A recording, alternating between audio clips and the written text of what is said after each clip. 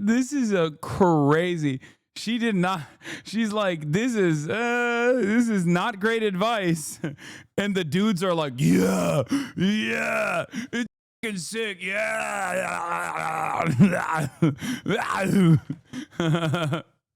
yeah, I love this, yeah, be hot. Mary, Is the idea. but Margarita, this is such a traditional approach. I'm sure you get some. I mean, when you talk to the elders, I like that they shut her ass down too. They're like, "Shut up, woman." What do you know? Another woman that says women should be servile is talking. Shut the. I'm skipping that. He's a young influencer building a movement around classic masculinity. Whatever you do, and whomever you do it with, a man should always. This guy is on Fox News? Oh my God. Wasn't this like a character that we looked at on the stream before? Oh my God. Always dress well. Today, there's a bizarre misconception that being concerned with your appearance is feminine, but it wasn't always this way. Back in your granddad's time, looking your best was an essential part of taking pride in yourself as a man. It's time we brought those standards back. All right, James Lawley, a.k.a. Gent-z, is gaining a massive following on social media, offering advice to young men on dress etiquette and more. And he joins us live on the couch. James, this is awesome. So I don't understand. Isn't he just like I don't want to say nothing, but like I can't really remember exactly what his deal was, but like I just thought he was corny, right? He wasn't like, he was just teaching, he was just like telling people that they should shave and like wear a suit or whatever, and his advice wasn't even that bad. Was it Jarvis Johnson who covered him a while back?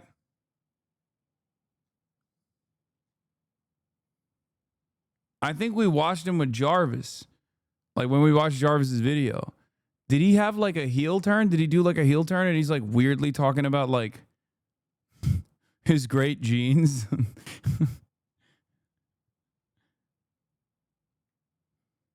Because he was fine. He wasn't like weird. I mean, he was corny, but he wasn't like right wing or anything. role model, I understand, are people like Cary Grant and Sean Connery. Back when men dressed masculine and really were taking it seriously. Tell us about why you started doing this. Absolutely. I think at that time, I didn't see anybody that was my age talking about the importance of dressing well or treating others with respect. At the same time, you've got people like Andrew Tate telling young men that it's all about how aggressive you are, how much money you make, how big your muscles are. Yeah, I mean, I don't even disagree with this. Who cares? Yeah, great. Okay.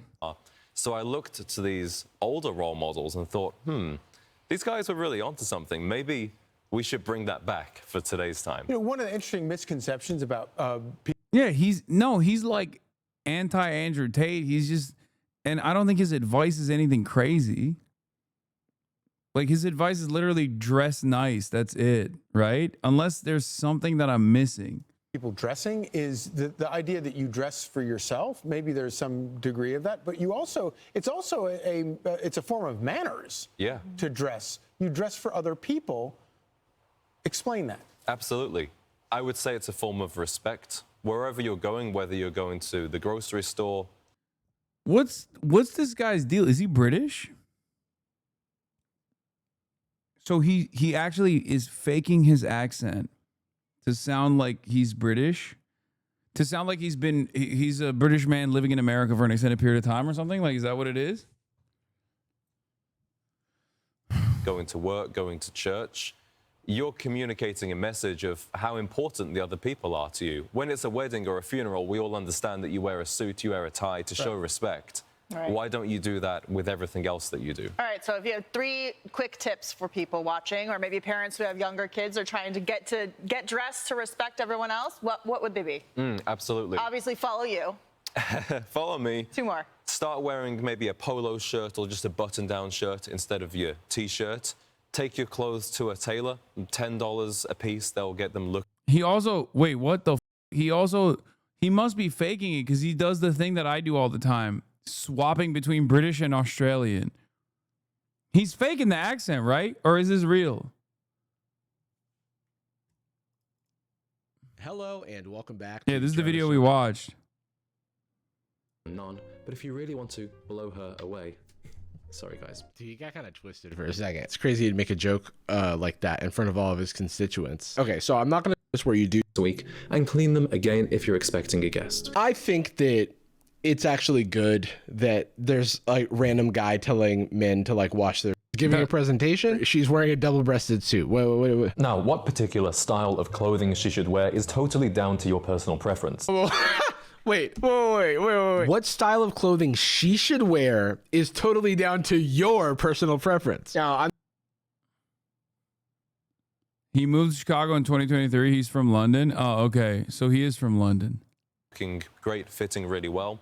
And then start clean shaving in the morning with a nice, proper, double-edged razor. All right. Yeah, we we need some saw tips that. on that too. Yeah, Caution. James Gent-z is That's the it. Instagram follow. Thanks for being here. You got your own tie company too, by the way. Yeah, that's So right. sharp Yeah. dress tie. You look great. You and I are going to have to step it up here. Yes, indeed. Charlie. Yes, indeed. Thank you very Wait, viral Now this influencer date- stuns. Fox and Friends co-host blown away. Wait, what is happening? Who was the viral influencer? coach and influencer. Are these guys just trying to like reach a new market or something? Like your audience is 78 years old. Like the average age of your audience is like older than 78. No one gives a shit about these people. Margarita Nazarenko has amassed over 2.5 million followers for helping women tap into their feminine side and telling them exactly what they need to hear in relationships. The best thing you can do to make somebody obsessed with you totally lose their mind. What is happening with these fucking accents, man? All these goddamn influencers with these fucking accents. Why are they all British? We don't got Americans, dude? Where's the 24 karat gold la baby lady? Fiona! What up? Fiona! Fifi! Come here! Why are you? Oh, it's okay. She doesn't want to come on stream. It's okay. She doesn't want to come on stream. It's okay. Hello, Fiona. Hi. Oh.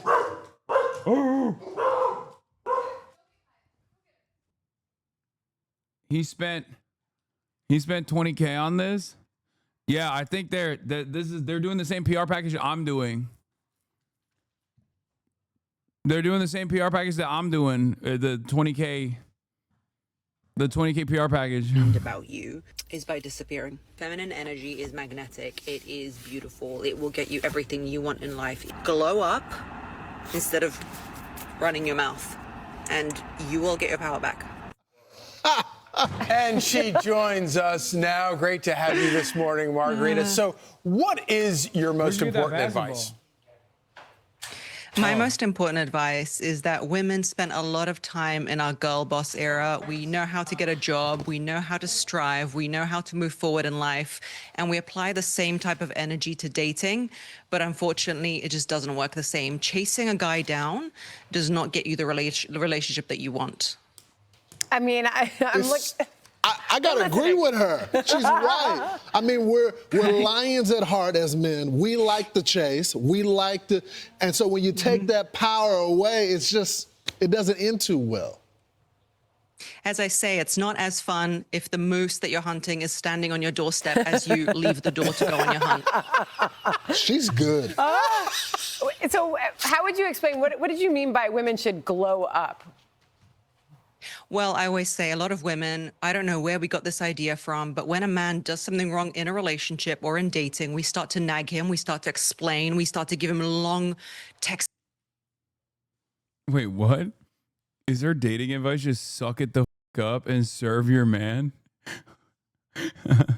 Great dating advice. Just keep pushing it down. Fuck it. take the abuse. You're a woman after all. Know your place. Messages about what he's done wrong. And what I say is, instead of doing all of that, tell him once what you don't like and then just start looking better. So, What? What? That is crazy. What the this is Lawrence is blown away. This is kind of a dangerous segment for Lawrence and me. But I was wondering, so what do women say when you give them this advice? They feel finally liberated because we've been taught to communicate, and it's great to communicate. I'm all for that, but it just doesn't work. It's not real. The real advice is that men respond well when you tell them once, when you don't nag them, and they will action it if they like you enough. And women always asks me, what if they don't action it? Well, then maybe he's not the guy for you, because if he liked you enough, he would change. My only thought there is this is dating advice, maybe not marital advice. Yeah, but dating leads to Oh, dude, even the lady on the Fox News panel is like, yeah, this is a crazy. She did not. She's like, this is not great advice.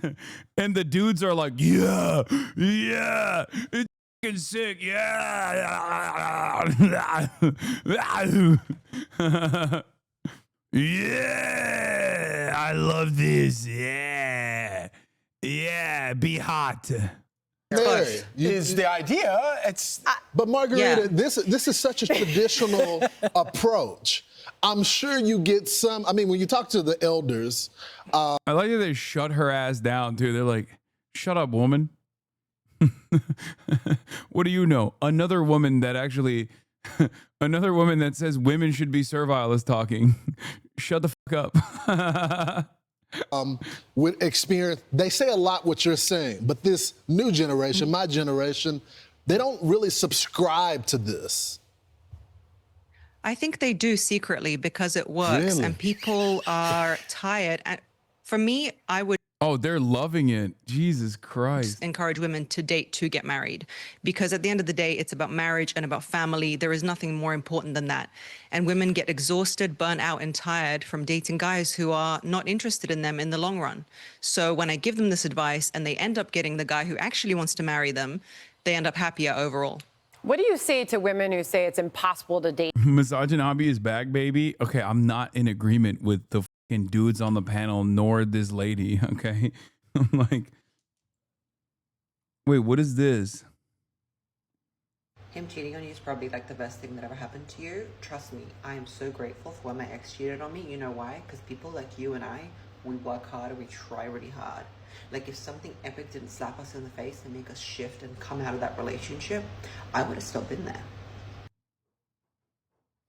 I mean, that's like silver lining, kind of. Like, that's not, like, she's basically, first of all, you wouldn't need someone to cheat on you to fucking cut the relationship if you communicated with this person and stop just trying to be hot after every single instance of like bad behavior that you did not think was appropriate in the relationship. You know what I mean? Like, that's like all the other advice that you were saying kind of leads to this moment, don't you think? Yeah. I guess you should have just been hotter. I don't know. Oh, your man cheated on you? You should have said, don't cheat on me ever again, and then just been hotter.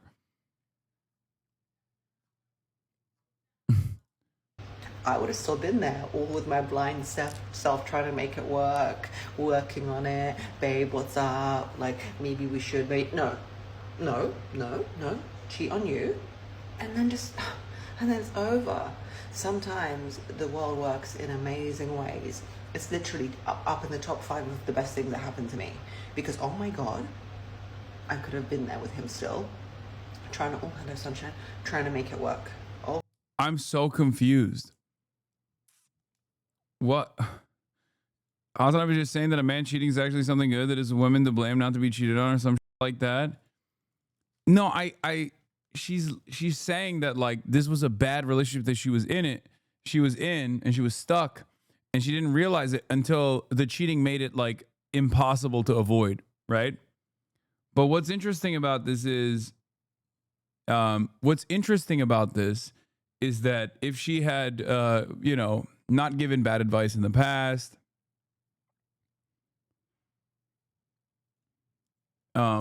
if she had if she had a healthier attitude about relationships, maybe it would be maybe it wouldn't get to this point for her. Oh my God, imagine. My point being, I think sometimes people like you and me, we just work hard and try hard, and it's not about that. In other news, I heard TikTok's getting banned. I don't think it's like that necessarily that awful of an advice overall. It's not as like problematic. She's just basically saying like, this is what it took for me to realize that, my partner was awful. But it's healthier to look at the positive. In places like New York City, everybody's on their dating apps, and it's hard to meet men. I would say dating apps are not a good idea. You need to go to places where you would hope your future husband would I agree. spend his time. It's about dating for values. And on apps, you're choosing people's height, what they do for a job, and that's not where I don't disagree with this. chemistry is built. Did you know women really find men who have a Velcro wallet unattractive? That is not something that you should build a relationship on. And they actually put that down as unattractive things. I want my own segment with you. We got. Thank you. We're out of time. We'll see you next time. Thank you so much. We turn now to growing concerns around the proliferation of misogyny online and its migration into real-world interactions, especially those involving young men. John Yang has this story about a Detroit teenager's experience and the broader implications of this trend. Oh, this is very 2016 era. This is like, we're back. We're finally back to like internet pipelines and shit like that. Like many his age, Brian Campbell says he grew up an iPad kid, playing a lot of video games. But to lose anyway, it don't matter. And when the COVID pandemic forced schools to shift to remote learning when he was 12, his primary connection with friends was online. I would spend all my time on the internet. Either I'm playing the video game or on TikTok or both. Fortnite, NBA 2K. If me and my friends get bored playing it for 10 hours, then we scroll on TikTok and send each other videos, and then we get back to playing the game. Eventually, content with a specific perspective started showing up on Campbell's feeds. It is so easy to become a top-tier male in the world today because the competition is so ridiculously low. Topics masqueraded as informational, kind of male improvement. I think a lot of these people have lived more life. They're rich, they're nice car, all that. Like what society says is the ideal for a young man. The message appealed to Campbell, and the more he engaged with it, the more he saw. Campbell had found himself in the heart of what's known as the manosphere. The term broadly refers to online communities that create and share content aimed at men and boys. But there's growing concern about the ideas behind that content. Misogynistic, often conspiratorial beliefs about gender roles and masculinity. And thanks to a handful of key influencers, the manosphere's reach has exploded. In an attempt to quantify that growth, researchers in Dublin set up accounts on multiple social media apps, posing as teenage boys. Last year, they reported that in less than half an hour, every one of the accounts was fed manosphere content, whether they sought it out or not. In the post-Me Too movement, we've seen this surge of online misogyny in particular. Cynthia Miller Idris is the founder of the... Get out of here, Pago. Okay, dude, calm down. Polarization and Extremism Research and Innovation Lab at American University. Her book, Man Up, The New Misogyny and the Rise of Violent Extremism, will be published in the fall. They land on an influencer who's offering them often very tangible and real help that makes a difference, right? Like get 8 hours of sleep and drink water and get to the gym. And they package that with scapegoating of women or treatment of women or an idea of success as being dominant. And so, your life is improving while you're starting to believe this other stuff. Women sell purity, men sell success. 2016 era was like Jordan Peterson. We live in the post-Andrew Tate world or the manosphere that came after Andrew Tate is somehow even worse than Jordan Peterson. Like the Fresh and Fit, Andrew Tate, like it's not even like there was a lot of hatred of women in the Jordan Peterson era as well, in the manosphere or whatever it was that you could consider the manosphere. But nowadays that's turned into like, instead of like trying to impress women by being traditionally masculine or whatever, now it's just straight up like hating women. These guys don't even want to fuck women or be around women or to date women. They just want to like harm women, pretty much. Like there was already incel culture that existed in these spaces, right? You had like the red pill, black pill, all this stuff, all the way back in Gamergate. And one could even say that like a lot of the Jordan Peterson adjacent content was also like undermining women, right? But nowadays, like the incel, black pill, like school shooter ass attitude has completely captivated the entire space. And it almost feels like a lot of these guys, like Fresh and Fit, doesn't even give advice on like how to fucking date women or fuck women at all. They basically give advice on like just hitting on women and telling that you should debate women. You should debate bitches. You should debate them. This is seen as a more dominant position. A woman wants sex more than the guy does. The average woman will always cheat more than the average man. That's the sort of content Facts, bro. Campbell was seeing. Soon, he was echoing those ideas. How like women want to control us, and you know, us as young men, we have to not be at the whim of women and stuff. I didn't really know what I was talking about, but it sounded good. Campbell's dad, Al, and his older brother, Brandon, who had fallen down similar rabbit holes when he was younger, noticed a change. He started mentioning a lot of things typical of someone who believes that the world is against them, where you think that if you are not, I'll say in quotes, superior, then something's wrong. He was kind of taking on opinions that didn't sound like his own. They were opinions that I myself once had because I had gained them from someone else. While Brian was seeing this material, were you aware of it? I guess I didn't really pick up on it at first. But over time, you know, you say a few things, it gets a little concerning, like, you know, hey, my wife's gonna clean up after me, being the alpha male and the this and the that and the type of Dad posting your L's on the timeline. Sad. guy that's the strongest, the baddest, and everybody needs to bow down and respect you, but then you don't have to respect anybody else. When it comes to behavior like this, there's really no excuse for it, but there may be an explanation for it. Psychologist and author Lisa D'Amour specializes in adolescent development. It's helpful to think about 12-year-old boys in broader context. Girls hit puberty before boys do. So what this means is that for 7th grade boys in general, the girls are often beating them at recess, and then they come into the classroom and the girls are often beating them in school. So if you are a 12 or 13-year-old boy and you have had a very rough day at school where a girl outran you at recess and then had all the right answers when you didn't understand what was happening in class, and you come home feeling pretty small and you hop online and there is somebody telling you, listen, guys are actually great and the thing that's holding us back are girls, that is pretty compelling. Jamie, I want you to listen carefully. I mean, low key is not even. I mean, what she's saying is not entirely wrong. She's right. Ne. Vay amına koyayım. Daha öğlen de oradan yedim biliyor musun? Allah. Sadece oradan yiyorum.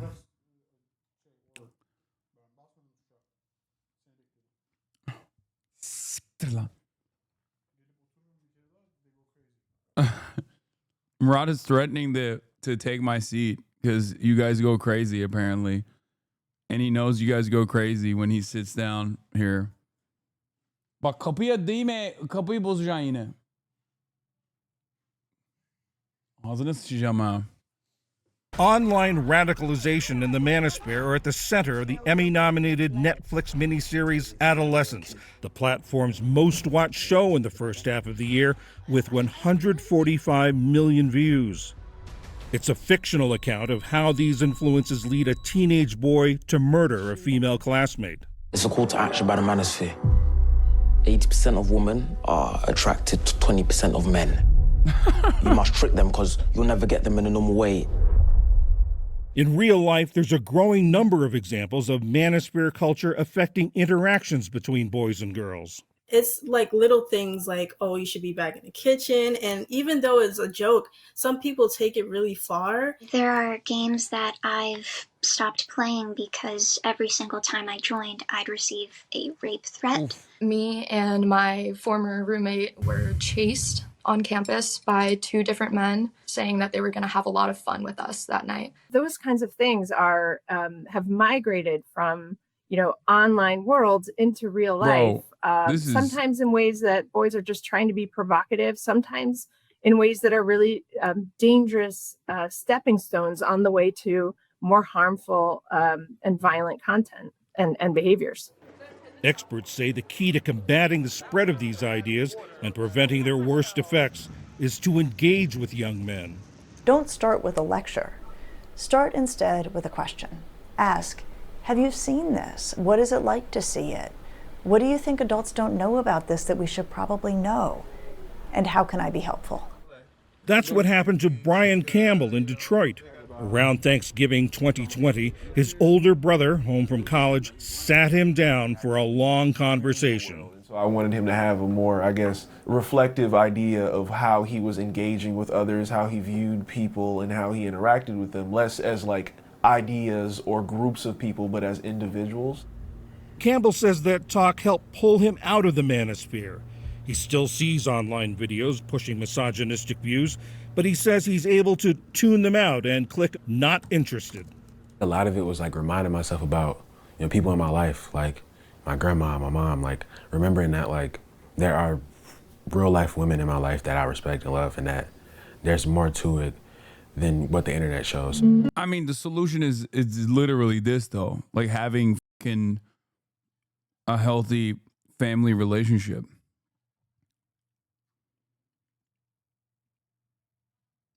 That's it.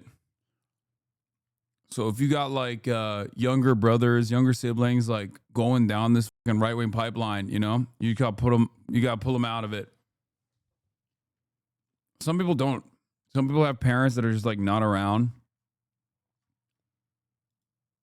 Some people don't have healthy, positive male role models in their lives.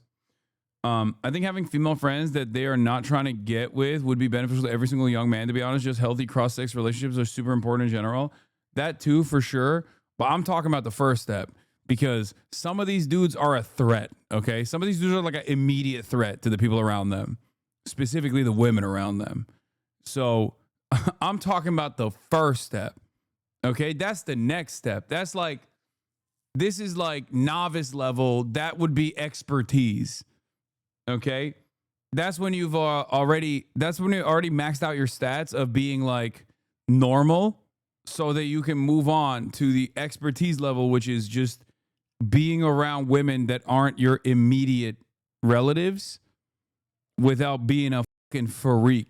This fall, Campbell will be a senior in high school. His summer is filled. As long as they don't look like V, you mean Vosh, in the poly, they should be good. There's always a dude that looks like that in the poly group, in the polycule. Come on. There's no, dude, I'm just fucking around. People are going to get mad at me. I ain't never seen a polycule where everybody is normal and hot looking, or just normal looking in general. There's one fedora guy in every polycule, sometimes a fedora girl, okay? That's just not. With internships and other programs. Now, when he hears friends make misogynistic comments, he tries to speak up. What I won't do, he says, is be complicit. For the PBS NewsHour, I'm John Yang in Detroit.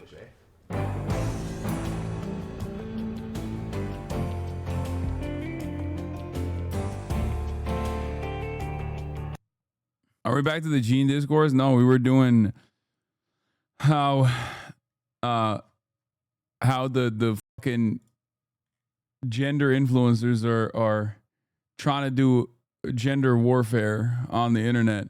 But that's all I got. My family's here. I'm gonna go hang out with them. Love you guys, and I will see you tomorrow as always.